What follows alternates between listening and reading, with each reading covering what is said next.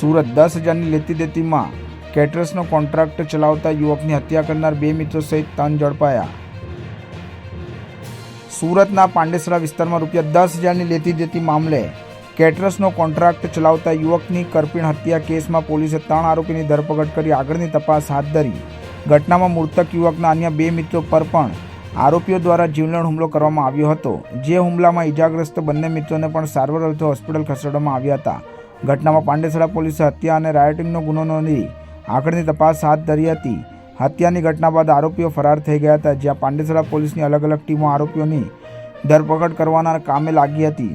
જે ગુનામાં ફરાર 3 આરોપીઓની આજરોજ પાંડેસરા પોલીસે ધરપકડ કરી વધુ તપાસ હાથ ધરી છે। પોલીસની પ્રાથમિક તપાસમાં ઝડપાયેલા આરોપીઓ વિરુદ્ધ અગાઉ પણ પ્રોહિબિશન સહિત રાયોટિંગના ગુના નોંધાઈ ચૂક્યા હોવાનું સામે આવ્યું છે। રોજ રાત્રે આશાપુરી નગરમાં એક ઘટના બનેલ છે, જેમાં મરણ જનાર વિશાલને રાકેશ નામના માણસે ગોંધી રાખવાનો પ્રયત્ન કરેલ। મૂળ બબાલ ₹10,000ની ઉઘરાણી બાબતનું હતું, જેમાં તેણે સદ્દામ લઈને આવેલો, પરંતુ સદ્દામ તેને મૂકીને જતો રહેલ। ત્યારબાદ રાકેશ અને વિશાલ વચ્ચે પૈસા બાબતે ચકમક જરતા રાકેશે વિશાલને હત્યા કરેલી, જેની હત્યામાં કુમાર અને હરીશ નાઓએ પણ મદદગારી કરેલી। ત્યારબાદ વિશાલના મિત્રો કૃણાલ અને હિતેશ રાણા વચ્ચે પડતા તેઓને પણ ઈજાઓ થયેલી, જે બાબતે 3 આરોપીઓની ધરપકડ કરવામાં આવેલી છે અને હાલ પાંડેસરા પોલીસ ખાતે રિમાન્ડ પર છે।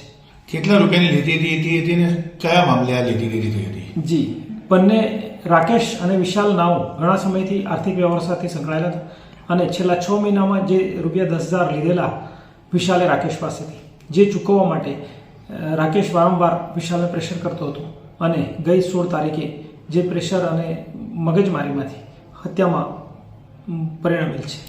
જી સર, આરોપીઓને કઈ ગુનાહિત ઇતિહાસ કરો? જી, 3 આરોપીઓ વિરુદ્ધ પ્રોહિબિશનના ગુના રજીસ્ટર થયેલા છે અને એક આરોપી વિરુદ્ધ રાયોટિંગનો પણ ગુનો દાખલ થયેલ છે। એ લોકો પાસે કઈ બંદૂક બી મળી આવી કઈ એવું?